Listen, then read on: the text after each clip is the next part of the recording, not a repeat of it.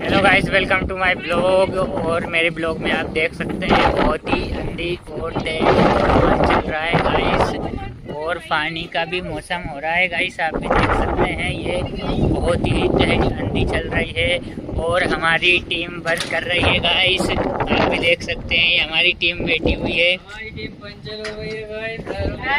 आज हमारी टीम ने ज़्यादा चढ़ा ली है गाइस, इसलिए नशे कर रहे हैं।